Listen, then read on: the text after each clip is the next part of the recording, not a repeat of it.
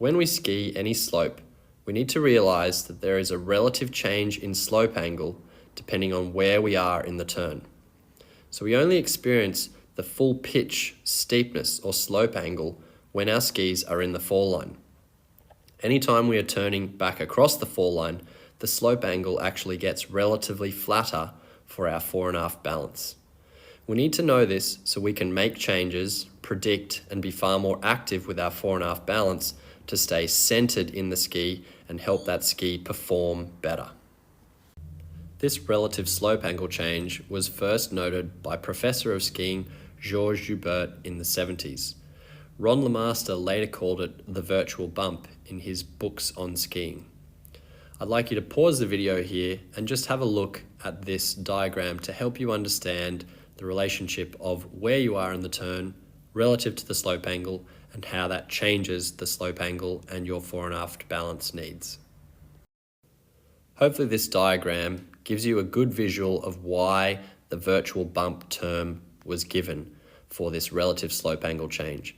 Even though you're on, say, a perfectly flat 40-degree slope, the forces experienced by you are like there is a virtual bump at the end of every turn. If we have a look at a point in a turn right here, we can easily see the angle or steepness of this slope. And when my skis are in the fall line right now, then I'd be experiencing whatever this slope angle is. Say, let's call it 25 degrees.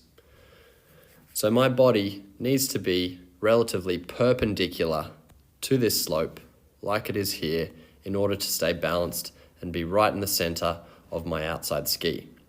However, the more the turn is completed and it is coming across the fall line, say to this point, we're going to call that 45 degrees, then the relative slope angle actually reduces. So if it was 25 degrees right now, if we pulled out a slope angle measurer and put it where my skis were right here, it would measure far less. So my balance needs to be different. It doesn't need to be as forward as it needed to be for this part of the turn. It needs to be back a little relative to this point we were at in the fall line.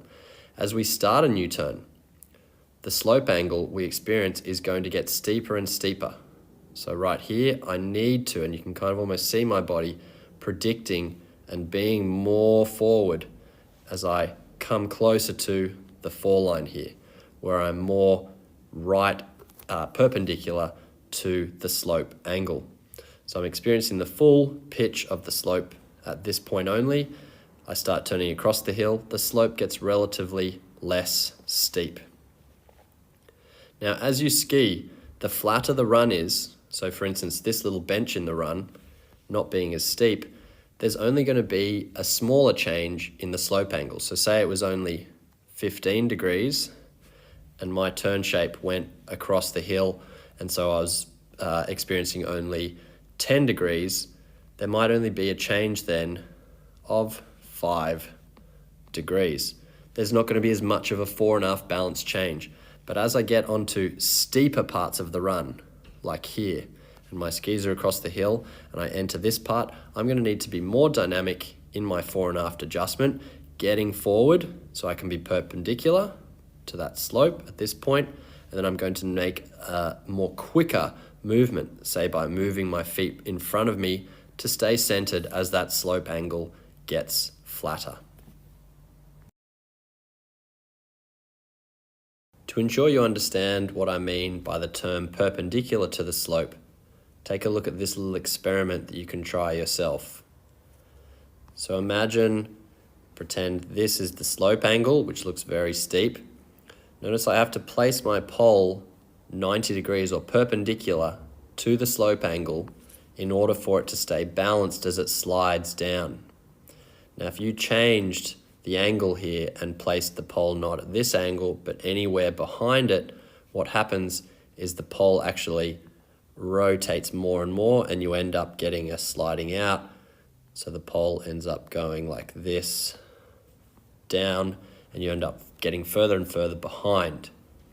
Notice it stays balanced all the way down until it hits my brake.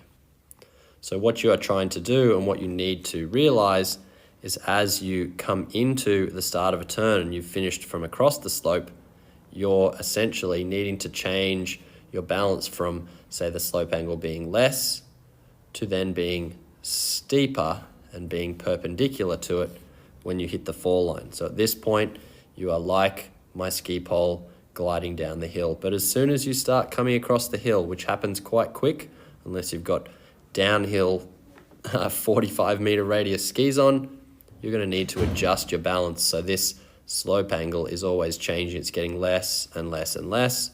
So your relative perpendicular angle you're going to need to keep your body at will change through the turn.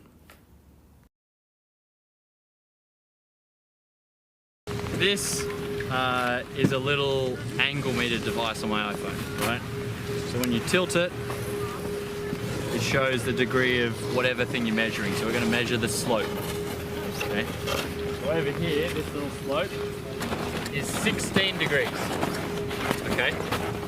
So when your skis are down the fall line on this slope, to be in balance, your body needs to be, well, there we go, 17 here, perpendicular to this angle. Okay. Now watch this. If I back up, here's my ski, back up, back up, back up to the top of the turn.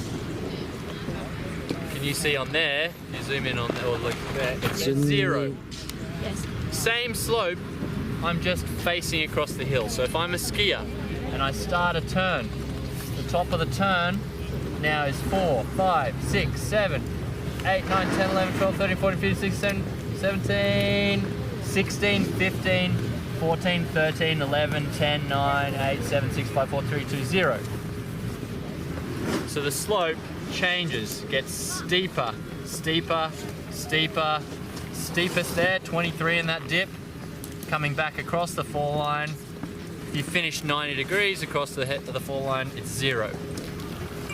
So you need to accommodate for this change when you are skiing.